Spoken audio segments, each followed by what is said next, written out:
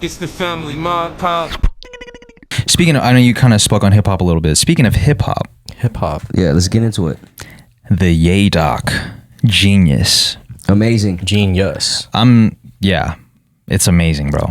Yeah, shouts to Cootie and Chike for doing it, man. I've been a fan of theirs for so long, and I didn't know that Cootie was really in it for that long. Yeah, to be since real. 2001, right? Yeah, 2002. since Ye was getting it. Yeah. Yeah, I think that sounds about right. And also, I remember before I watched the documentary, I would always joke around on stream like, yo, I haven't watched the doc yet. Please don't spoil it.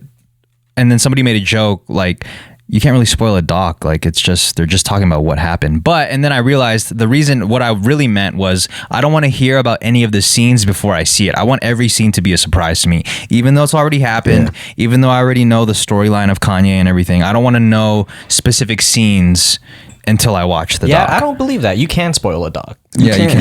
Yeah, Because there's some stories I don't know the full story to. Yeah. Right. We only know There's also some glimpses. footage that I'm glad that was a surprise. Like when I saw it, I was like, oh, I'm so glad nobody told me this. Because if somebody told me and I was expecting to see this specific scene, I'd be a little upset. Yeah.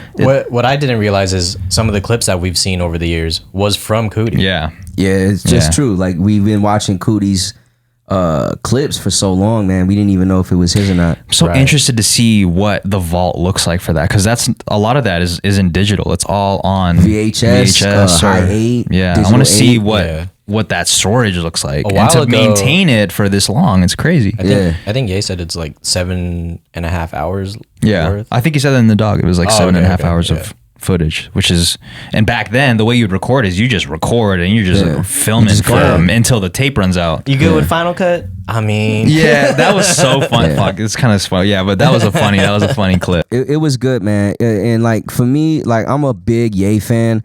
I haven't been really feeling the stuff he's been doing lately, like with stuff I don't agree with that he might. Excuse me, I'm burping right now. But as a Ye fan growing up, being a fan of as a producer of his style, of his rapping, and just how he does everything, his ambitious nature, and him just being a go-getter.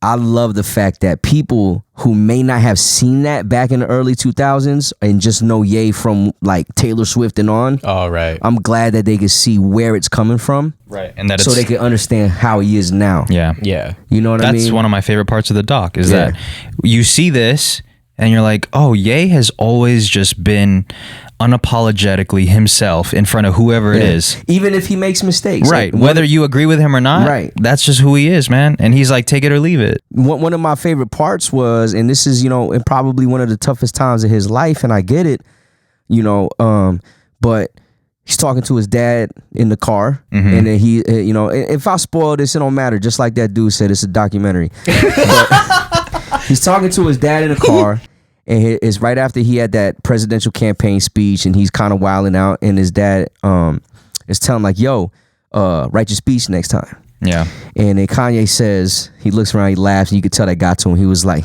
hey, when I first rode a bike, I fell.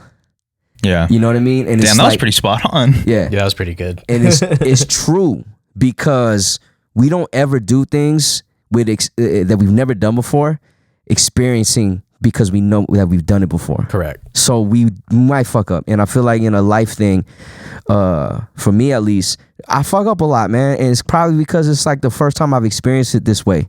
So I don't know how to deal with it. And then that's just the way I do it. And it's okay. Yeah, it's okay. Like, it's not my fault all the way.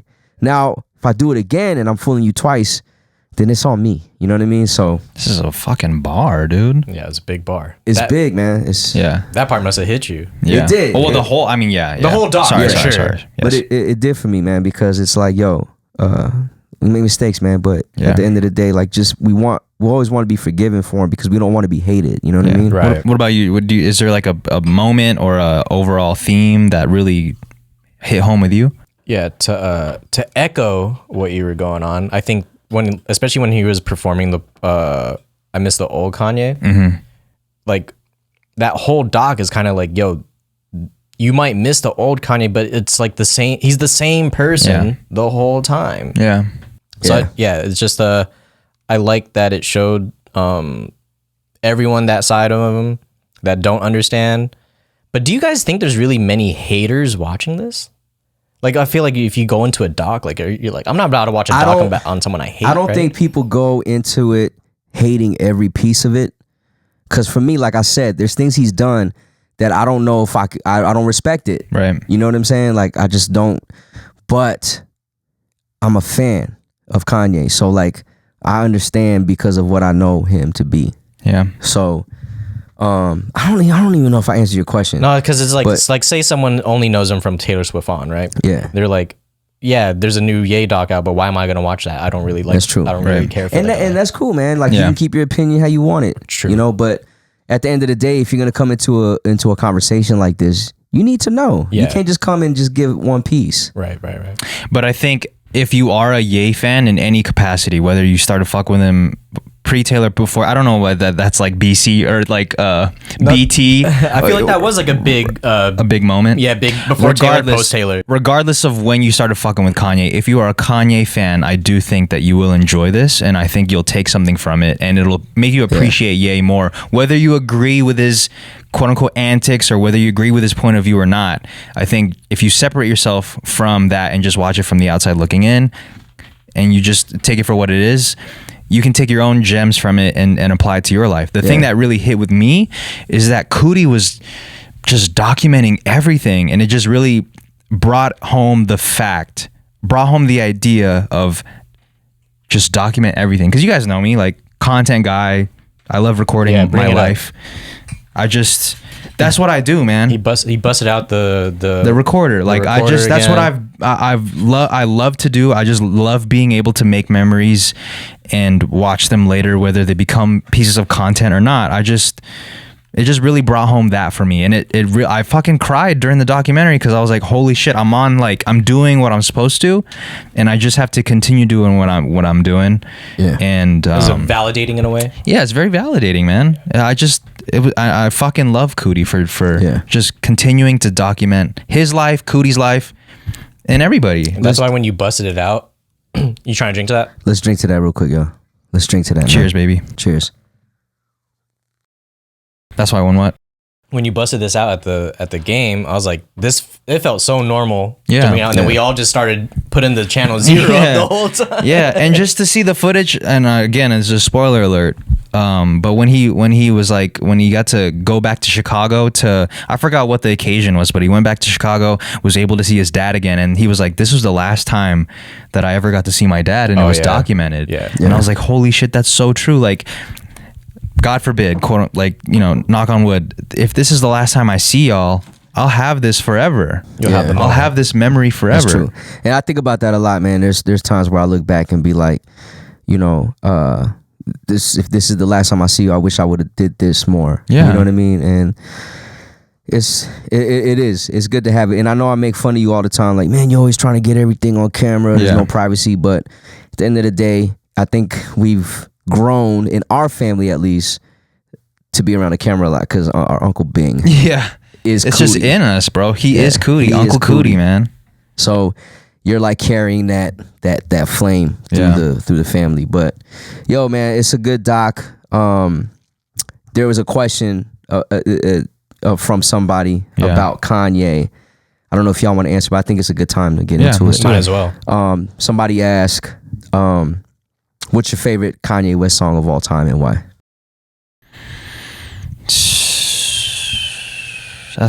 This could definitely change on a day-to-day basis, but I think like throughout the year, it might most consistently land on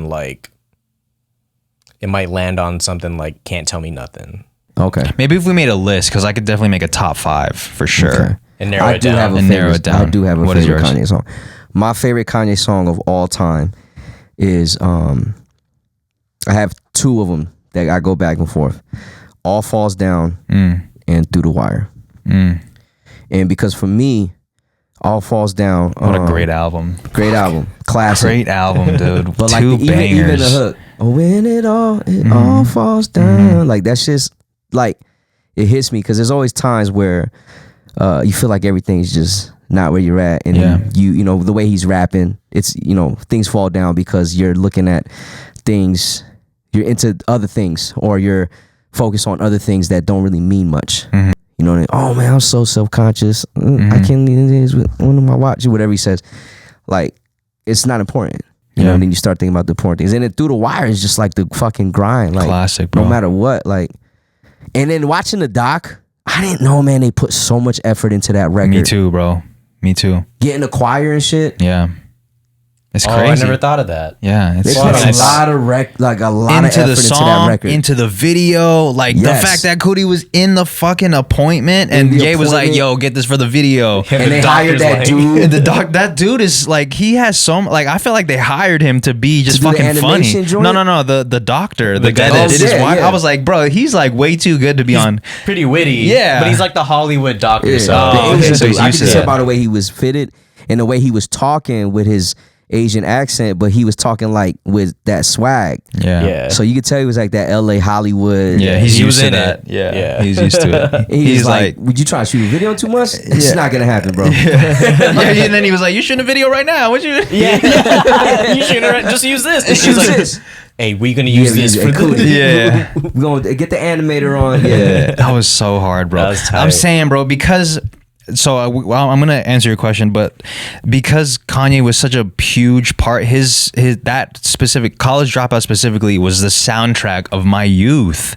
Like, it just brings me back so many memories, and to be able to see the making and to see the impetus of the album and just to see him playing these songs for people and just seeing him describing these songs before they even came out, before he even fucking recorded them. Yeah. It was just, that's my favorite shit, dude. Yeah. It's my favorite shit. It was dope, man. And I love like him shouting out people that to this day people don't know who they are. Like John like hip-hop. Monopoly, Rhyme Fest, No ID. Like all these cats were helping him get on. Yeah. And if you look at it, Kanye getting on, it's almost like a comet.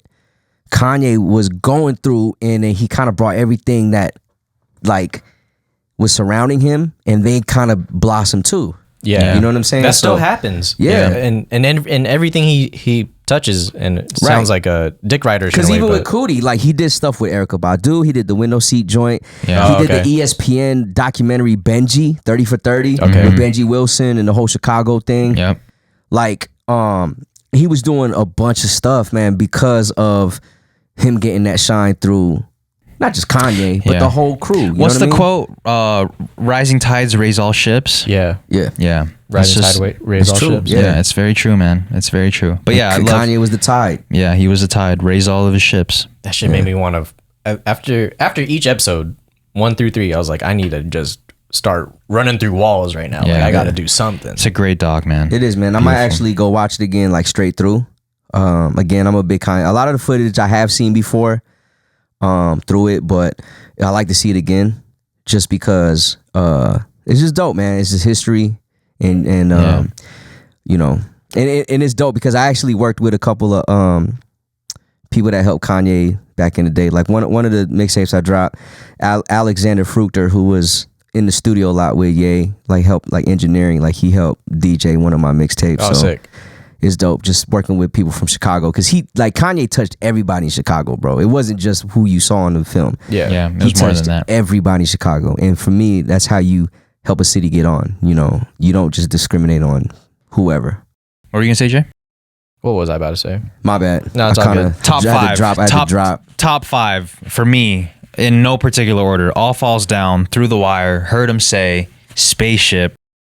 Is that 4? Yeah. It's hard to fit 5. It's hard to fit 5 because I love Jesus Walks. I love Hey Mama. I love Oh my God. Hey Last Mama. Hey, mama. Call. Last Call. was- I want to sing a song out for you. yeah. All of Graduation except for Drunken Hot Girls. Yeah, The graduation. intro to is- My Beautiful Dark Twisted Fantasy. Runaway. There's so many songs, so bro. many. So As many a- songs. As a Takashi Murakami fan, when I seen the graduation artwork, I was like, yo, I need to get everything graduation. That was Yeah. really exciting. Yeah, it When was they- big. It was it- big. A Takashi Kanye bear Yeah. with the chain, Yeah. getting blown out the fucking rocket ship. Yeah, crazy, bro. And when they did the rollout for that, and they were like doing the whole Kanye versus 50 thing, Yeah, Massacre versus Graduation. It made me buy two. I bought two Graduation. I was like, I gotta make this album to the top. Yeah, we gotta send this shit way past Fuck, Massacre. I loved Massacre too. The Massacre is a great album. Yeah, by 50 Cent. you are a big 50 fan, man. Yeah, I mean, I've put 50 Cent is in my fucking Spotify bio, so like, he is. yeah. What is it? I just In what because context? 50 Cent holds a lot of weight in my musical life because Mers put me onto 50 Cent. This was the first this is my introduction to hip hop. Mers let me listen to the Get Rich or Die Tryin' CD, which is 50 Cent's debut album. And that was the first time I ever heard a curse word in a song. Damn. I had no, like, obviously I didn't get any of the references. I didn't know anything he was saying. I just was like, damn, this is the most different shit I've ever heard. Because before that, I would just hear what my parents would play and what's on the radio. And nothing sounded like that. And I was giving you 50 Cent shit before it was even on the radio. Because my boy Mikey, his brother was living in New York and he was passing us 50 Cent mixtapes before he was big. Yeah. So I remember I actually had the Wangster joint and Old Boy, Cameron's Old Boy, on a mixtape before it hit Which the Kanye radio. produced. Which Kanye produced. And Old Boy was by Just Blaze. Oh wait, what did Ye produce by Cameron? Damn, I hella just fucked that up. Yeah. Oh boy. No, Just not Blaze? Oh Boy. No, there was a what? Go ahead, keep going. I'll Google it. I'll do it right now. What was it that what did Ye produce? I legit thought it was Old Boy, because they walked into the office and there was a Cameron song playing. I was like, oh shit, that was produced by Kanye. Down and Out. Down and Out. Down and Jesus Out. Christ, my fault. God dang. Yeah. Yeah, Down and Out. Yeah.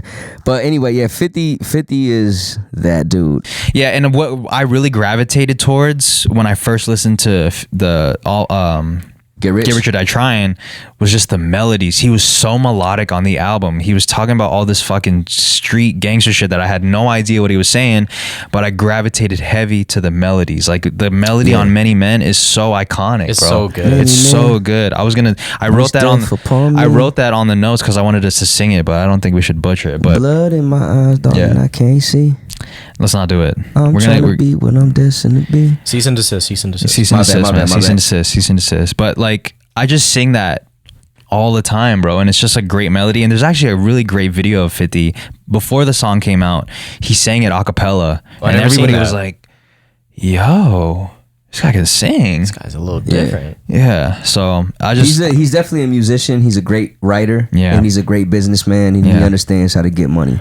he understands how to get money. And I just love the melodies that I honestly there wouldn't be a lot of the landscape of hip hop would be so different if 50 Cent never dropped that album. Drake wouldn't be what he is. I don't think all these melodies would exist if 50 Cent never dropped that album. I agree. Yeah, I agree. Because who was melodic? Well, I also don't know what albums came out at the time. There's people that were melodic singing, In street hip-hop. shit. Like, we have Nate Dogg. Yeah. In that time too, like Ja Rule, Chameleonaire. Yeah, but that was cause of 50 though. I don't know about the Ja one. I don't know about the Ja. You think Ja was singing before 50 Cent? Yeah.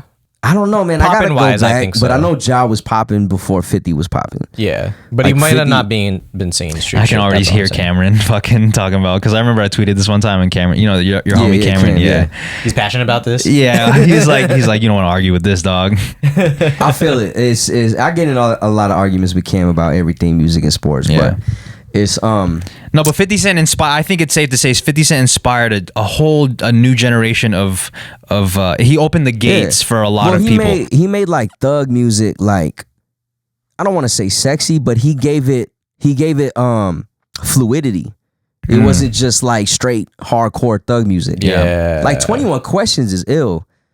Yeah. Like it's a girl song, but he's in prison and he's talking. Like the only way they can communicate is talking. So let's get to know each other. Yeah. That shit's dope. You don't think 21 Questions is dope? No, it is. Of course it is. No. It is. It is. I love that song. I love that song, bro. I love 50 Cent, bro. Girl, Yeah. Okay. it's easy to love me now. Too easy. She's letting me if I was fuck. He's not even fucking it up, bro. Damn, you had the CD too. I had to get the whole thing off Napster. Yeah, Mars gave me the CD, bro. I still have the boom Did box. I give you the real one or the bootleg? I don't know if you gave it to me or if I just stole it from you. Obviously, I bought my own copy later in life, but I literally had like 1,000 50-cent mixtapes I was selling at school. But yeah, with Mikey. I still have the boom box that Merge played it on. Like, yeah. Why? My bad, 50. I was making money off your music. I ain't give you none Why? of that. I don't know. Why do I still have it? I don't know. Yeah. It's the family, Mart, Pop.